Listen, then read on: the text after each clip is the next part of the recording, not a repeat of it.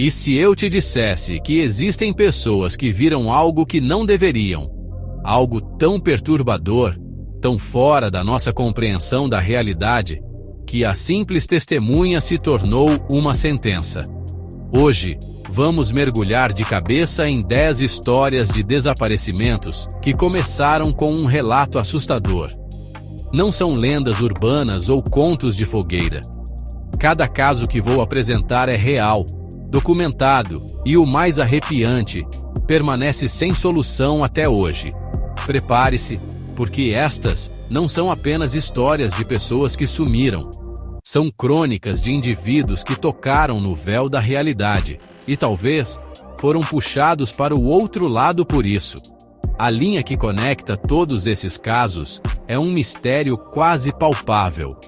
É a sensação desconfortável de que não estamos lidando com crimes comuns, mas com algo maior, uma força desconhecida que parece ativamente silenciar suas vítimas.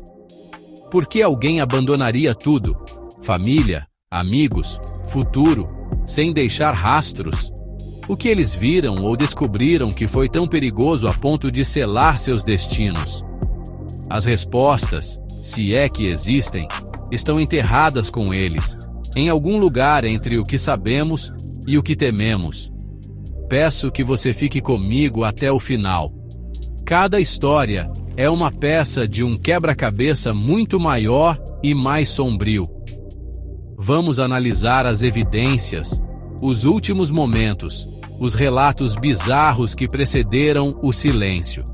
As histórias que você está prestes a ouvir são profundamente perturbadoras e vão te fazer questionar a segurança do mundo que você acha que conhece. Então, apague as luzes, aumente o volume e vamos começar a desvendar esses mistérios juntos. Mas esteja avisado: algumas portas, uma vez abertas, nunca mais podem ser fechadas. Em 2013, Tiffany Daniels era uma jovem de 25 anos, com um futuro brilhante pela frente. Ela trabalhava como técnica de teatro em Pensacola, Flórida, e era conhecida por sua personalidade vibrante e responsável. No entanto, algo começou a mudar. Amigos e familiares notaram que Tiffany estava cada vez mais reclusa e obcecada com um tópico específico: a teoria das dimensões paralelas e a projeção astral. Ela não apenas estudava o assunto, mas parecia acreditar que estava vivenciando-o, relatando sensações estranhas, como se estivesse sendo puxada para fora de seu próprio corpo ou percebendo realidades alternativas se sobrepondo à nossa. No dia 12 de agosto, Tiffany saiu mais cedo do trabalho, dizendo a um colega que não estava se sentindo bem e que precisava clarear a cabeça. Foi a última vez que alguém a viu. Horas depois, seu carro foi encontrado abandonado em um estacionamento na praia de Pensacola, com a chave na ignição, sua bolsa, celular e bicicleta dentro. Tudo o que ela possuía estava lá, exceto ela mesma. A polícia, ao investigar a cena, encontrou algo que até hoje arrepia os investigadores: um único conjunto de pegadas. As pegadas de Tiffany saíam do carro, caminhavam em linha reta em direção ao mar e simplesmente paravam na beira da água. Não havia sinais de luta, nem pegadas de outra pessoa, nem indícios de que ela tenha entrado na água e se afogado, pois seu corpo nunca foi encontrado, apesar das extensas buscas. Era como se ela tivesse caminhado até a fronteira entre a terra e o mar, e ali, evaporado no ar. Teria a obsessão de Tiffany com outras dimensões sido apenas um sintoma de um problema mental que a levou a um fim trágico, ou ela realmente encontrou uma porta para outro lugar, um lugar do qual não pôde ou não quis retornar? O mistério permanece, tão vasto e profundo quanto o oceano para onde suas pegadas apontavam. O caso de Emma Filipov é um poço de comportamentos bizarros e encontros perturbadores que culminaram em seu desaparecimento em 2012. Emma, uma jovem de 26 anos, havia se mudado para Victoria, na Colômbia Britânica, mas sua vida parecia estar se desfazendo. Ela estava morando em um abrigo para mulheres e exibia um comportamento cada vez mais errático e paranoico. Ela ligava para sua mãe, Shelley, com frequência, alternando entre pedir para voltar para casa e insistir que não podia, que algo a impedia. Em sua última ligação, ela implorou para que a mãe viesse buscá-la, mas depois mudou de ideia abruptamente, dizendo que resolveria tudo sozinha. Na noite de 28 de novembro, a polícia foi chamada para verificar uma mulher agindo de forma estranha em frente ao Empress Hotel. Era Emma. Ela estava descalça, no frio, parecendo desorientada e assustada. Os policiais conversaram com ela por quase 45 minutos. Apesar de seu estado, ela os convenceu de que estava bem e que só precisava encontrar um lugar para passar a noite. Eles a deixaram ir, uma decisão que os assombraria para sempre. Emma foi vista pela última vez caminhando descalça pela rua, desaparecendo na escuridão. Foi a última vez que uma testemunha ocular a viu com certeza. A história fica ainda mais estranha. Após o desaparecimento de Emma ser divulgado, um homem chamado Julian foi até a polícia. Ele afirmou ter encontrado Emma na noite em que ela sumiu, oferecendo-lhe um lugar para ficar, mas ela recusou. O mais bizarro é que, meses depois, outro homem, completamente desconhecido, entrou em uma loja a centenas de quilômetros de distância, em Vancouver, e tentou doar um par de botas de caminhada surradas, dizendo que pertenciam a uma garota desaparecida de Victoria. Eram os sapatos de Emma. Quem era esse homem? Como ele conseguiu os sapatos dela?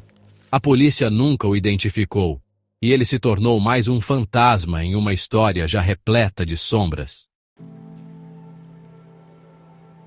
Em 20 de agosto de 1966, um jovem encontrou uma cena macabra no Morro do Vintém, no Rio de Janeiro. Dois homens, Miguel José Viana e Manuel Pereira da Cruz, estavam mortos, deitados lado a lado. Eles vestiam ternos impecáveis, capas de chuva e, o mais bizarro de tudo, máscaras de chumbo rudimentares cobrindo seus olhos. Não havia sinais de violência ou luta. Ao lado dos corpos, os investigadores encontraram uma garrafa de água vazia, 2 lenços e um caderno de anotações. A cena era tão surreal que parecia ter saído de um filme de ficção científica. A investigação revelou que Miguel e Manuel eram técnicos de eletrônica de uma cidade vizinha. Eles disseram às suas famílias que iam a São Paulo para comprar materiais de trabalho. Mas, em vez disso, foram para o Rio. O caderno encontrado na cena continha instruções enigmáticas, como 16h30 estar no local determinado, 18h30 ingerir cápsulas após efeito, proteger metais, aguardar sinal máscara. A autópsia não conseguiu determinar a causa da morte, pois os órgãos estavam em avançado estado de decomposição e testes toxicológicos foram inconclusivos. O que eram essas cápsulas? Que sinal eles esperavam? A história se aprofunda com testemunhas. Moradores locais relataram ter visto um objeto voador não identificado, oval e laranja, pairando sobre o Morro do Vintém na noite em que os homens morreram. O objeto emitia um brilho intenso e parecia descer e subir repetidamente. Seria este o sinal que Miguel e Manuel aguardavam? Eles eram membros de um grupo de cientistas espiritualistas que tentavam contatar extraterrestres ou espíritos. Teriam eles conseguido? Ou foram vítimas de um experimento que deu terrivelmente errado, envenenados por algo que tomaram, esperando uma revelação que só encontrou a morte. As máscaras de chumbo permanecem como um símbolo silencioso de um mistério que desafia qualquer explicação lógica. A história de Lars Mittank é talvez um dos desaparecimentos mais famosos e filmados da era da internet. Em 2014, o alemão de 28 anos estava de férias com amigos em Varna, na Bulgária. Após uma briga em um bar, Lars sofreu uma ruptura no tímpano, o que o impediu de voar para casa com seus amigos.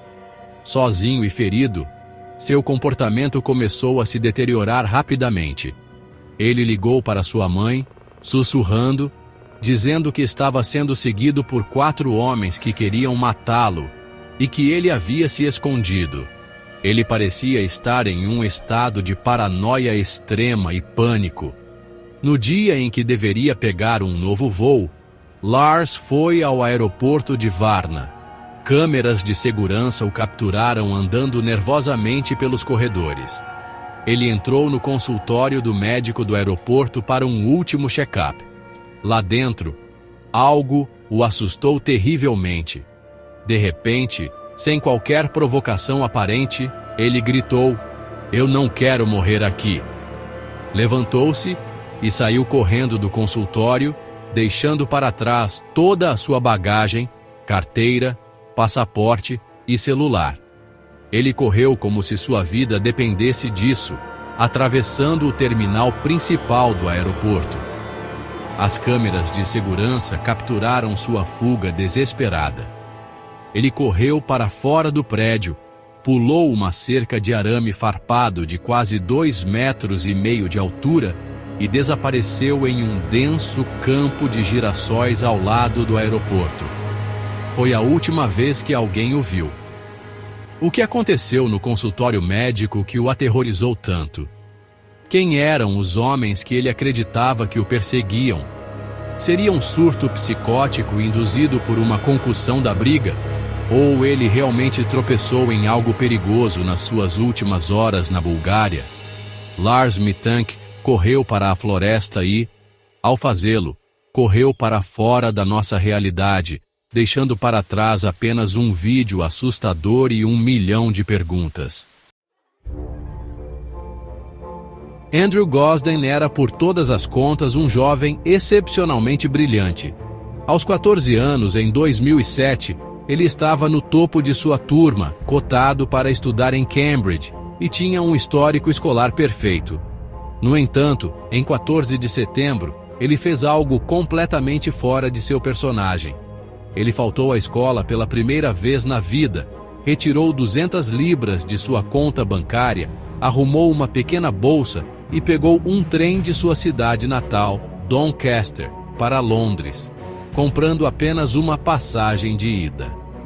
Ele deixou para trás seu carregador de console, seu dinheiro extra e uma nota que simplesmente não explicava nada. As câmeras de segurança da estação King's Cross, em Londres, o capturaram chegando. Ele parecia calmo, um adolescente normal em uma cidade grande. Mas essa é a última imagem confirmada de Andrew Gosden. Ele saiu da estação e desapareceu em uma das cidades mais vigiadas do mundo. A polícia não encontrou nenhuma evidência de que ele tenha contatado amigos ou familiares, nem que tivesse um plano ou um destino em mente. Sua família não tinha ideia do porquê ele iria para Londres. Ele não tinha amigos ou parentes lá. Foi uma viagem impulsiva para o nada. Anos depois, os investigadores analisaram seus pertences e descobriram anotações que pareciam ser algum tipo de código ou cifras em seus cadernos escolares, algo que seus pais, ambos ex-professores, não conseguiram decifrar. O que essas anotações significavam? Ele estava se comunicando com alguém online, alguém que o atraiu para Londres com uma promessa ou uma ameaça? Ou, sendo o gênio que era, ele simplesmente decidiu começar uma nova vida, planejando meticulosamente seu próprio desaparecimento de uma forma que ninguém conseguiria rastrear?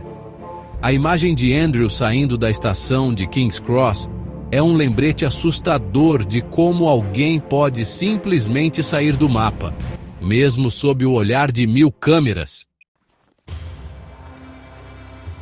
Em fevereiro de 1978, Steven Kubacki, um estudante universitário de 23 anos, decidiu fazer uma viagem de esqui cross-country sozinho perto do Lago Michigan. Era um dia frio e com neve, mas Steven era um aventureiro experiente. Ele estacionou seu equipamento, calçou os esquis e partiu para a trilha. Ele nunca mais voltou. Quando ele não retornou, uma busca massiva foi lançada. Os rastreadores encontraram suas pegadas na neve, que levavam até a beira do lago congelado e paravam abruptamente. Seus esquis e sua mochila foram encontrados abandonados ali perto. A polícia presumiu o pior, que ele havia caído na água gelada e se afogado. As buscas continuaram por dias, mas nenhum corpo foi encontrado. A família de Steven, desolada, acabou aceitando sua morte. O tempo passou. Meses se transformaram em 1 ano. E então, 15 meses depois, em maio de 1979, algo impossível aconteceu. O telefone tocou na casa dos pais de Steven. Era ele. Ele estava em Pittsfield, Massachusetts, a mais de 1.100 quilômetros de onde havia desaparecido. Ele estava confuso, desorientado e não tinha absolutamente nenhuma memória dos últimos 15 meses de sua vida. Steven acordou em um campo, vestindo roupas que não eram suas, com um mapa que não reconhecia e óculos que não lhe pertenciam. Sua última lembrança era de estar esquiando e sentir um cansaço avassalador antes de desmaiar na neve. O que aconteceu naquele intervalo de 15 meses é um buraco negro completo. Ele não tinha ferimentos, parecia bem alimentado e não havia sinais de que tivesse vivido na rua. Onde ele esteve? Quem cuidou dele? E por que ele não se lembra de nada? A história de Steven Kubacki desafia a lógica, sugerindo um lapso de tempo ou uma experiência tão traumática que sua mente a apagou completamente para se proteger. O desaparecimento de Maura Murray em 2004 é um dos casos mais desconcertantes e debatidos da era moderna. Uma estudante de enfermagem de 21 anos, Maura parecia estar em uma espiral descendente.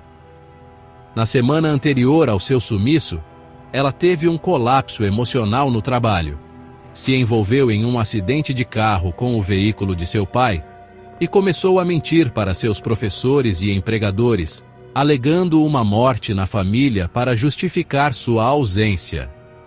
Ela fez as malas, sacou dinheiro e fez buscas suspeitas em seu computador, como danos ao fígado por álcool e direções para Vermont e as montanhas Berkshire. Na noite de 9 de fevereiro, Maura bateu seu carro em uma curva fechada em uma estrada rural e escura em Woodsville, New Hampshire. Um motorista de ônibus que morava nas proximidades parou para ajudar. Ele viu Maura, que parecia abalada, mas ilesa. Ela implorou para que ele não chamasse a polícia, alegando que já havia ligado para o socorro na estrada.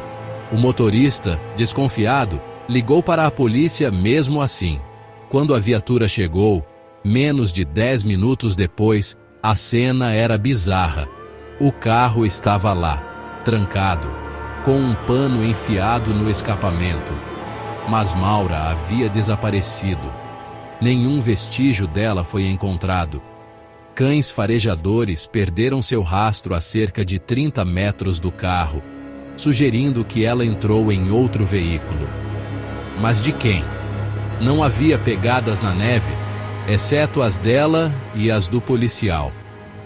Ela estava fugindo de algo. Um segredo, um acidente de atropelamento e fuga que ela poderia ter cometido, ou talvez uma vida dupla que ninguém conhecia? Ou ela foi uma vítima de oportunidade, pega por alguém que passava naquela estrada escura no momento exato?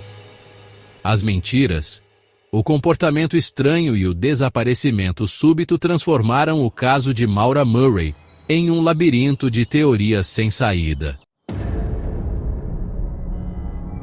Na noite de 14 de maio de 2008, Brandon Swanson, um estudante de 19 anos, estava voltando para casa de uma festa em Minnesota quando seu carro caiu em uma vala.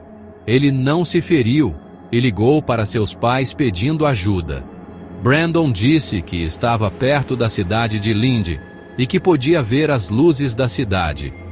Ele permaneceu no telefone com seus pais por 47 minutos, enquanto eles tentavam encontrá-lo.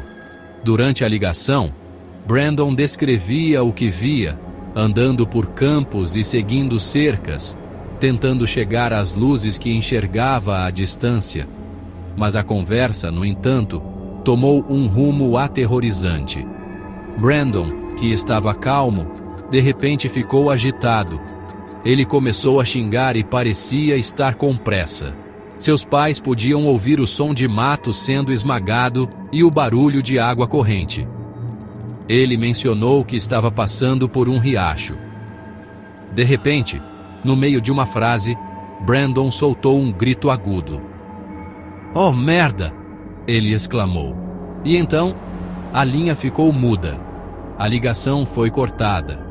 Seus pais tentaram ligar de volta dezenas de vezes, mas o telefone de Brandon nunca mais foi atendido. A busca começou imediatamente, mas a primeira reviravolta chocante veio quando a polícia encontrou o carro de Brandon. Não estava perto de Lindy, como ele havia dito. Estava a mais de 40 quilômetros de distância, em uma direção completamente diferente. As luzes que ele via não podiam ser de Lindy. O que ele estava vendo? A busca se concentrou na nova área, e cães farejadores seguiram o rastro de Brandon por quase 5 quilômetros ao longo do rio Yellow Medicine, o mesmo rio que seus pais o ouviram cruzar. O rastro simplesmente parou. O que causou aquele grito final? Ele caiu no rio e se afogou? Ou encontrou algo, ou alguém, na escuridão daqueles campos, algo que o silenciou para sempre?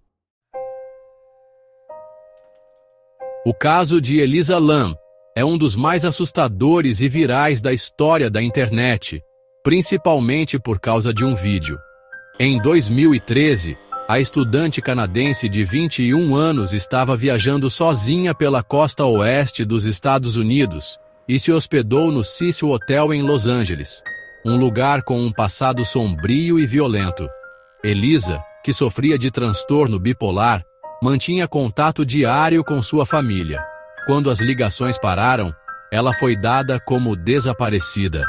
A polícia de Los Angeles, sem pistas, divulgou um vídeo de vigilância que se tornou o centro do mistério. O vídeo mostra Elisa dentro de um dos elevadores do hotel.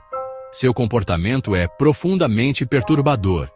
Ela entra e aperta todos os botões, mas as portas não fecham. Ela então se esconde em um canto, como se estivesse se escondendo de alguém. Ela olha para fora do elevador, para o corredor, e depois volta para dentro, parecendo não ver ninguém. Em seguida, ela sai para o corredor e começa a gesticular com as mãos de forma estranha, como se estivesse conversando com alguém ou algo invisível. Finalmente, ela se afasta e as portas do elevador, que estavam abertas o tempo todo, fecham-se e o elevador começa a funcionar normalmente. Semanas depois, após hóspedes reclamarem do gosto e da cor da água, a equipe de manutenção foi verificar os tanques de água no telhado do hotel. Dentro de um dos tanques selados, eles encontraram o corpo de Elisa Lam, nua. O telhado era uma área restrita, com portas trancadas e alarmes. A tampa do tanque era extremamente pesada e impossível de fechar por dentro. Como ela chegou lá? Ela estava tendo um episódio psicótico? Ou o vídeo mostra seus últimos momentos, aterrorizada por um perseguidor que não vemos? O Cecil Hotel parece ter adicionado mais um fantasma à sua longa lista de tragédias. Kenny Veach era um aventureiro e youtuber amador de 47 anos que adorava explorar o deserto de Nevada. Em 2014, ele postou um comentário em um vídeo sobre uma experiência estranha que teve durante uma de suas caminhadas. Ele descreveu ter encontrado uma caverna peculiar, cuja entrada tinha o formato de uma letra M maiúscula. Ao se aproximar, ele disse que todo o seu corpo começou a vibrar violentamente, uma sensação que o assustou tanto que ele fugiu do local. Outros usuários, céticos, o desafiaram a voltar e filmar a tal caverna. Provocado pelos comentários, Kenny decidiu aceitar o desafio. Ele postou um vídeo no YouTube intitulado M Cave Hike, documentando sua busca. No vídeo, ele parece incapaz de encontrar a caverna novamente, vagando pelo deserto por horas. Ele prometeu que voltaria, desta vez com uma arma para proteção e equipamento melhor, para uma busca mais longa. Em 10 de novembro de 2014, Kenny Veach partiu para sua terceira e última jornada em busca da misteriosa caverna. Ele disse à sua família que seria uma curta viagem de uma noite. Ele nunca mais voltou. Uma equipe de busca foi organizada e eles encontraram seu celular perto da entrada de uma mina abandonada, mas não a que ele procurava. Seu carro foi encontrado mais tarde, mas de Kenny, nenhum sinal. O que era aquela caverna? Uma base militar secreta, como a Área 51, que fica relativamente perto. Um fenômeno natural que emite baixas frequências, causando as vibrações? Ou ele encontrou algo mais antigo e sinistro no deserto? Algo que não queria ser descoberto? Kenny Veach foi em busca de uma anomalia e, no processo, tornou-se uma. Seu último vídeo permanece como um testamento assustador de uma curiosidade que pode ter custado sua vida. Chegamos ao final da nossa jornada, mas para as famílias dessas 10 pessoas, a jornada nunca termina. Cada dia é uma espera, uma pergunta sem resposta. Se você assistiu até aqui, se sentiu o arrepio de cada história, peço que faça algo simples, mas poderoso. Comente aqui embaixo a frase: "Eu vi o que eles viram".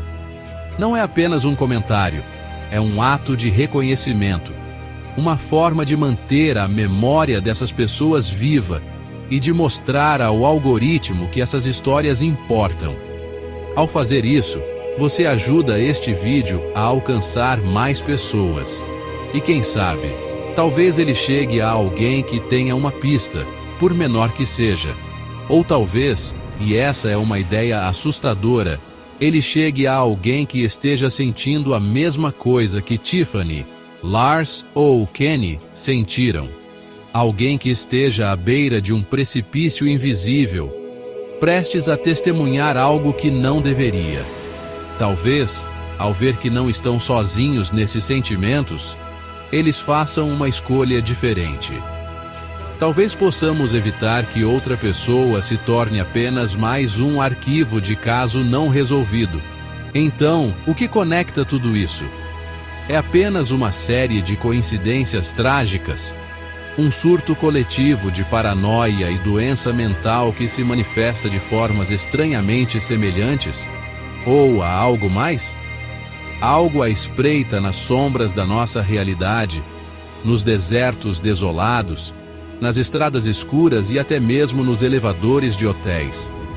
Algo que observa, espera e às vezes leva. A verdade, como sempre, permanece lá fora. E talvez seja melhor que nunca a encontremos. Obrigado por assistir. Durmam bem se puderem.